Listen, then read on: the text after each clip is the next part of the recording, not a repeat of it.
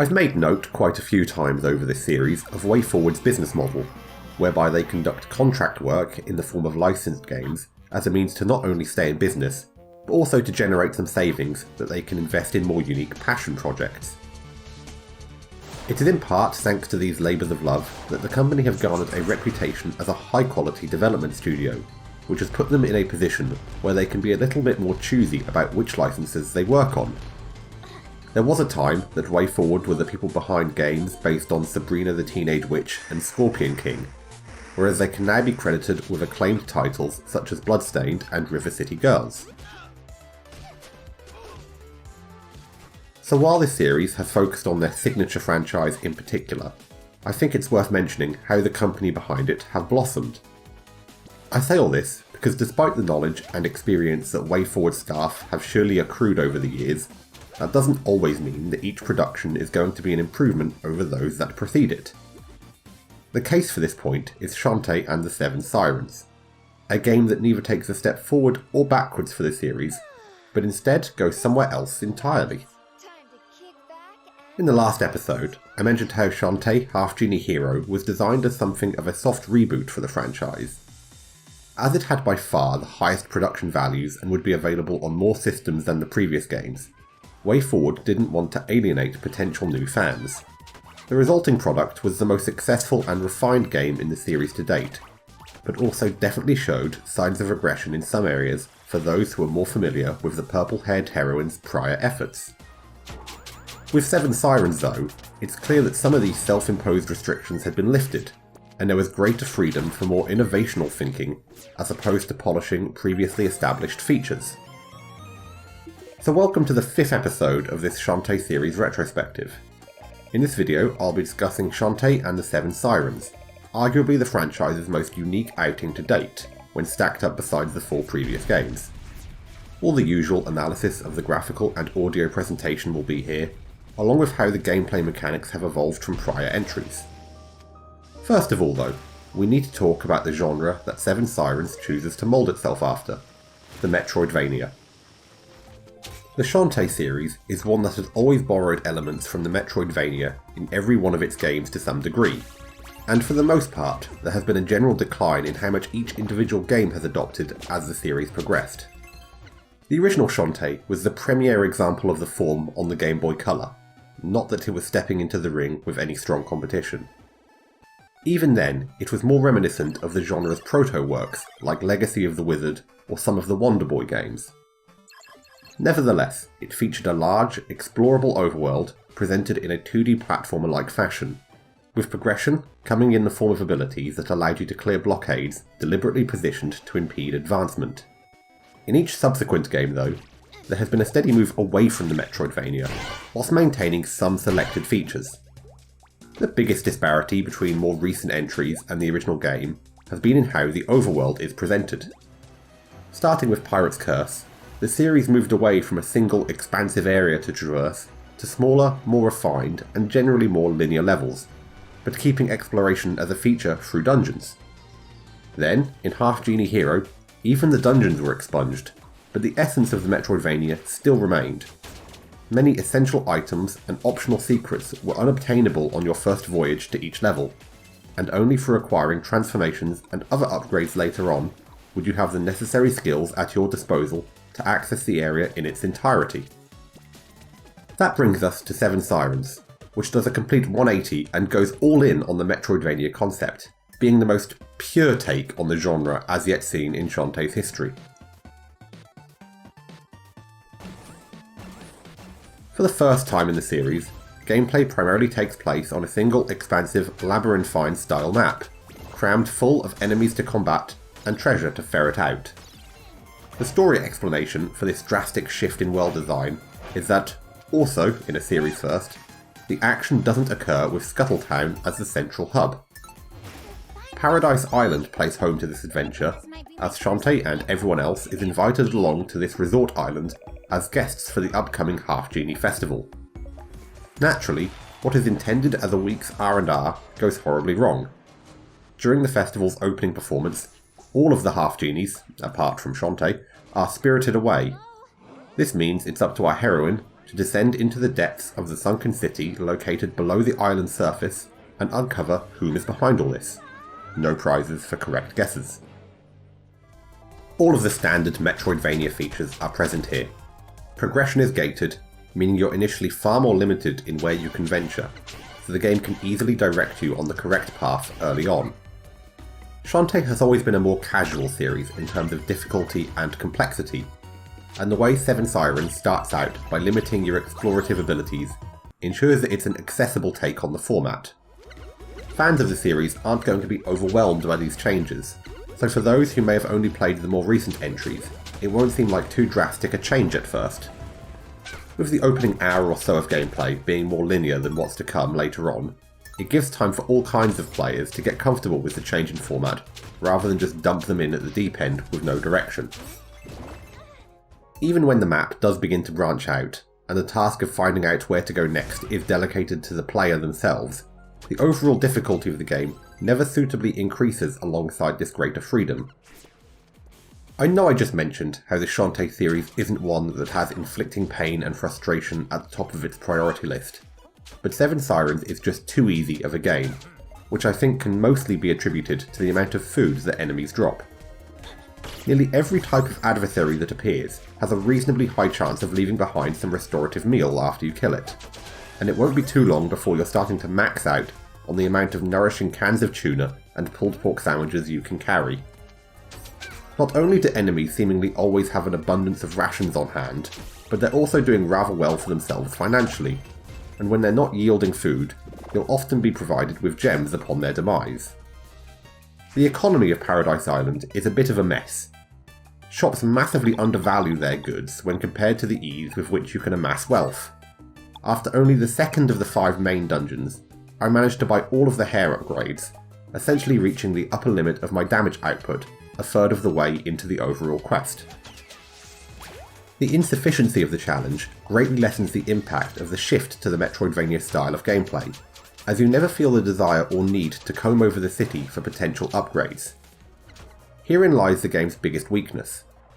As the series has opted to promote itself from the Metroidvania kiddie pool, it stands to be compared much more directly with the many incredible titles the subgenre has seen come about during its renaissance period over the past decade, and in doing so, its imperfections become much more apparent.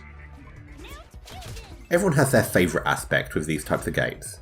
For myself, it's not only the ability to go off exploring in a direction of my choosing and at my own pace, it's the reward for doing so. I'm sure some of you have had a similar experience to what I'm about to describe. You're at that one boss who you just can't overcome, so you stubbornly choose to leave for a while. On your travels, you notice a path that wasn't available to you before, but with the newfound abilities you've mastered, you follow this passage and discover just what you needed to defeat that once impossible foe. The feeling of accomplishment that the very best in the genre are able to provide, amounting from their difficulty and the myriad of ways you can approach each hurdle, is almost intoxicating, and is totally absent from Seven Sirens. You'll never find that seemingly insurmountable enemy. You won't have that desire to scrutinise every corner of the map, because there's simply no need for you to do so. You can do, and the game will compensate you for your time and curiosity, but it's with rewards that go without purpose. I collected nearly every heart squid in the game, but not doing so wouldn't have upped the challenge at all, because I always had food to spare. Finding rooms containing pots filled to the brim with gems should have been elating. The enemies provided me with all the money I could need, so the only feeling I got was disappointment. By the end of the game, I didn't even see a reason to engage in combat whatsoever. Simply avoiding confrontation is a much quicker and lower risk way to reaching the final boss.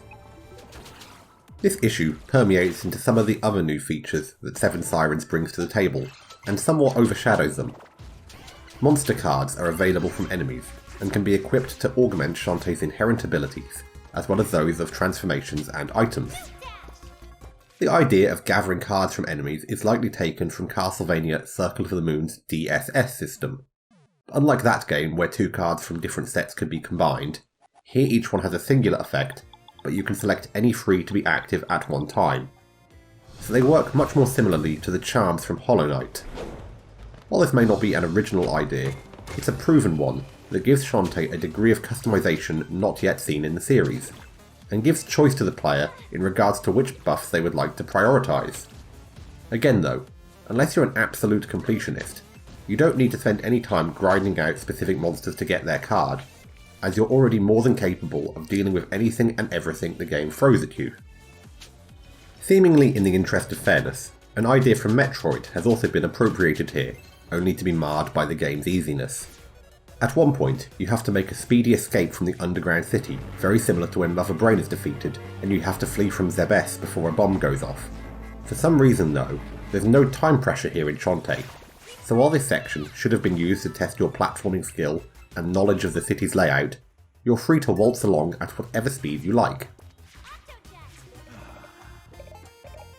I'll cease my rambling about the difficulty now, as there are many positives to the game that should be commended. The overall layout of the map is well crafted, being the most elaborately designed set piece thus far in the franchise, and each section flows nicely from one to another.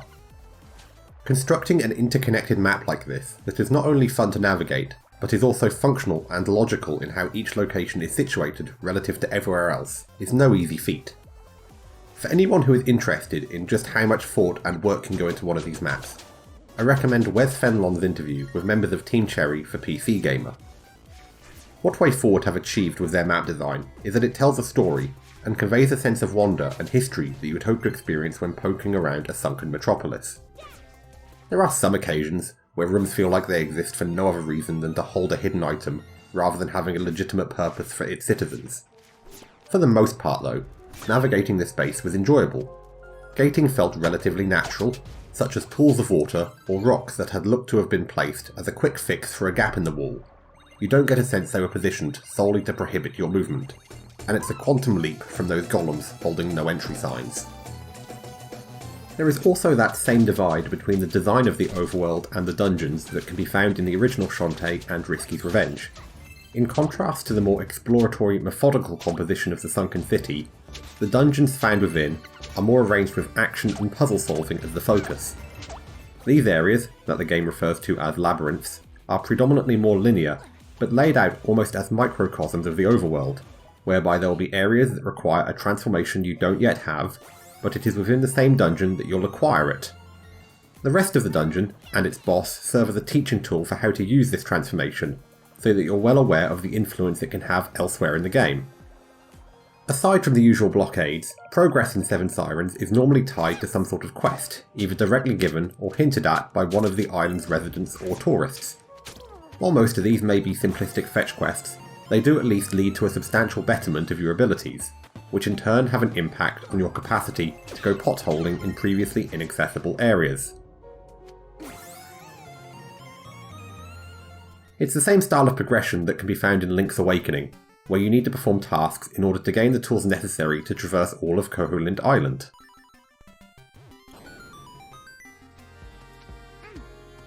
In regards to presentation, there are two major changes in Seven Sirens. First of all, as it's the very first thing you'll notice when starting the game, is the presence of animated cutscenes, as well as a brief anime-style opening.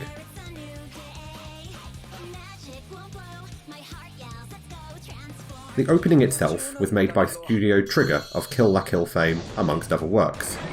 The use of animation was originally proposed in the Kickstarter for Half Genie Hero, where it was featured as a stretch goal that wasn't met. When doing his usual media rounds for the game, Matt Bozon discussed this sequence in an interview for Nintendo World Report. Studio Trigger had just finished their first movie, Promare, and they had a nice Shantae-sized gap in their schedule. They reviewed past Shantae games and were enthusiastic about contributing.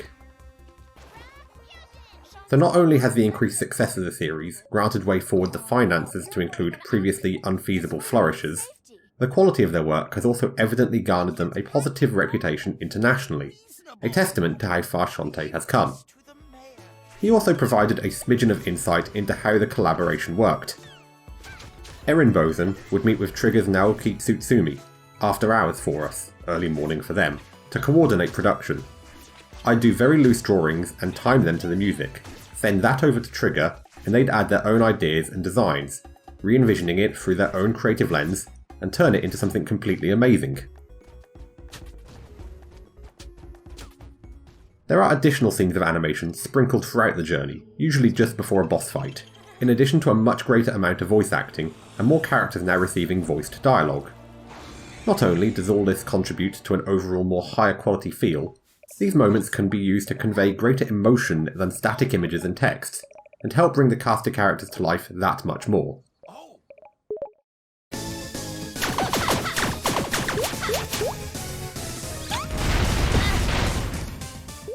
The other major change is that this is the first Shantae game not to feature music composed by Jake Kaufman, due to his unavailability at the time of production. In his place is a team of composers led by Kentaro Professor Sakamoto, a chiptune artist whose performance attire includes a Famicom that's attached to his head. In some ways, having a different sound to the game works in its favour, as it helps reinforce that we're not in a location that any prior game has featured. Some of the tracks definitely focus on atmosphere more than Kaufman's work tends to, which goes in tandem with a game about exploring the unknown.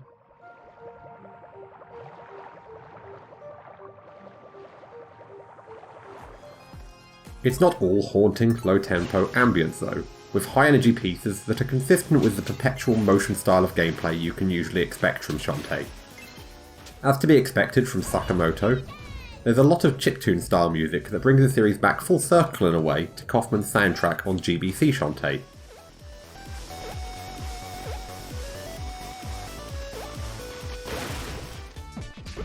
While not quite up to the high bar that Vert has established over the years, the team managed to create an excellent soundtrack that encapsulates the game's whimsicality.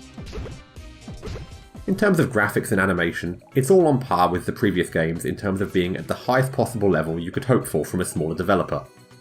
The change in backdrop though has really helped freshen up the visual design, as it was about time that the series took a break from the forest and desert areas that had grown stale. The Sunken City provided the designers with an abundance of potential new themes, and they really took advantage of this in creating original environments. The area where moss runs rampant conveys the sense of abandonment you're supposed to feel from this terra incognita, and while an old mine is an overused cliché at this point, there's a reason you see it so often. A long deserted cave always has that looming sense of danger, can invoke a sense of claustrophobia, and you know there's always a chance that you may be trapped there at a moment's notice. To further emphasise that this is a wholly new locale for Shantae, a suite of new enemy types make their debut here. While staples, such as the crabs and archers return, various new creatures, presumably endemic to Paradise Island, will also need to be dealt with. This of course means having to learn new enemy behaviours and patterns once more, including a few that require strategies you might not expect at first. The crystal crabs are immune to your offense thanks to their impenetrable shell of gems, but a quick dance will draw those precious stones out of the monster, leaving them vulnerable.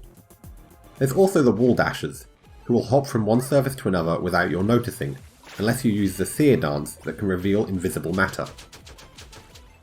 Not only is the game's setting differentiable by its audio and visuals, but also in how the opening act is presented. It's pretty much a tradition that a Shantae title begins with an attack on Scuttletown, usually leaving the place in ruins, which is the event that triggers the heroine to begin a new adventure. Seven Sirens doesn't have any immediate threat though, and gives you a little bit of time to acclimatise to this new environment. The slower opening is a clever move, as if the standard introductory sequence of a bombardment from Risky's ship was used, you might not even be aware that this isn't the latest interpretation of Scuttletown at a quick glance. By holding back on the action for a brief period, it allows for Paradise Island and the lore surrounding it to be established, and then once the player has become better acquainted with this new territory, the more high-octane gameplay can commence.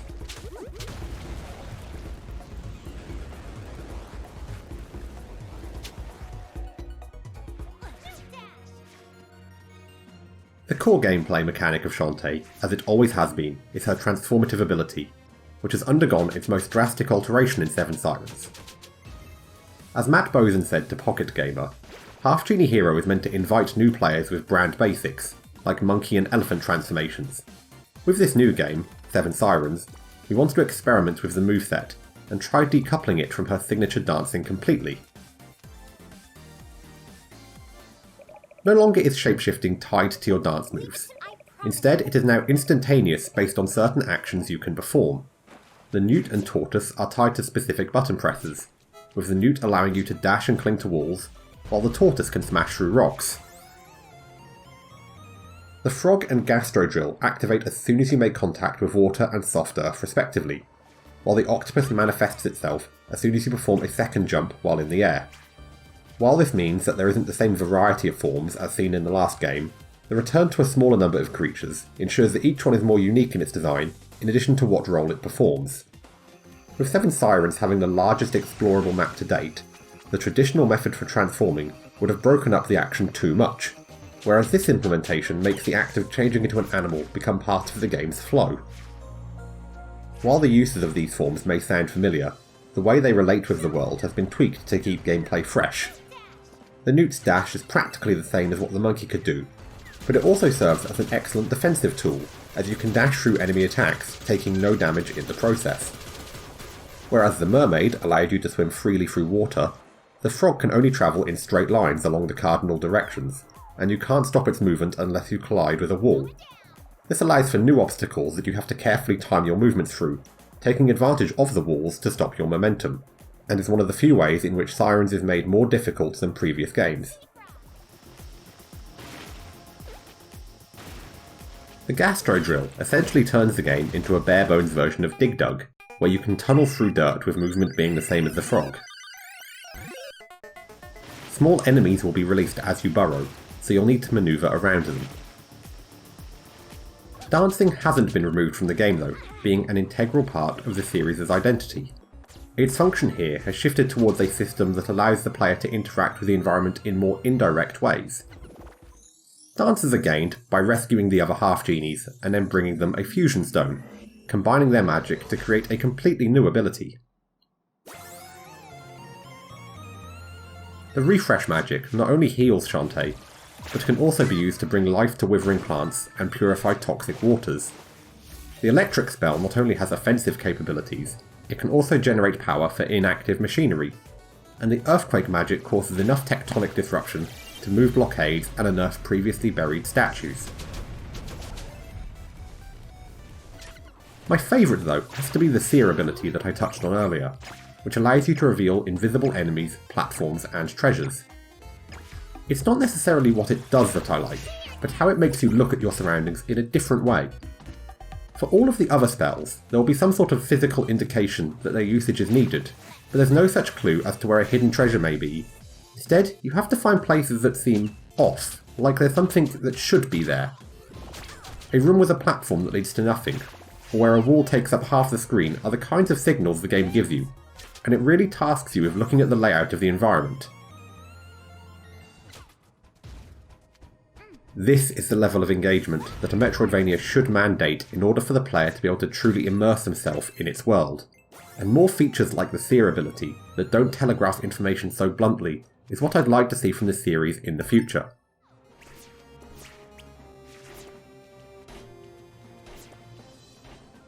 To conclude, I've been more captious in my approach towards 7 Sirens than any other Shantae game to date, partly because when playing it, you can't help but make comparisons to its contemporaries, and how so many of them exceed what's on offer here, but also because I've come to expect a lot from the series, and I know Way Forward are capable of better. Despite all I've said, I still had fun with the game, and while I wish it offered more challenge, there is enjoyment to be found in the few hours it takes to blast through Shantae's 5th outing. This might purely be down to circumstance though. Having just come from Lufia and its over 1200 random encounters, this is exactly the kind of follow-up I needed. Everything about the game's presentation and controls are exceptional as always, and I even found the story to be a little bit more engrossing than what I've come to expect. The humour is on point as well, with some delightfully cheesy dialogue and visual gags. I found it to be the funniest game in the series yet. So if you're after a light-hearted, brisk jaunt through a wonderfully presented land, then 7 Sirens is worth your while. Just don't expect it to pose any challenge.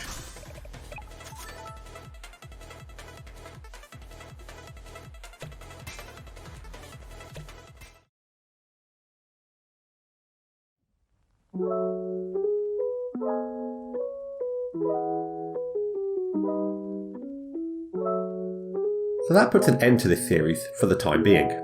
I can't really do any sort of overall summary though for Shantae, as it's very much an active franchise, and I don't want for anything I say in this video to be immediately outdated as soon as the next game comes out. What I will say is that the Shantae series has been impressive with its consistency and willingness to change. There have been ups and downs, but nothing that comes close to being a bad game. Its main strength and continuing appeal lies in its presentation. Right from the very beginning, this was a series from a small company who were greatly outperforming what they should have been capable of. The fact Way Forward persisted for so long that they were able to even bring Shantae back is impressive, with so many companies who were in a similar position of making all the licensed schlock that plagued the early and mid-2000s coming and going. The series has never been circumspect in its attitude to change. Each game has always tried new ideas and refined previous ones, and even if some concepts weren't successful, I'll never criticise a game for making an attempt at change, because the only real way to know if a modification to an existing formula will work is to actually implement it, and Shantae has always had the courage to do so.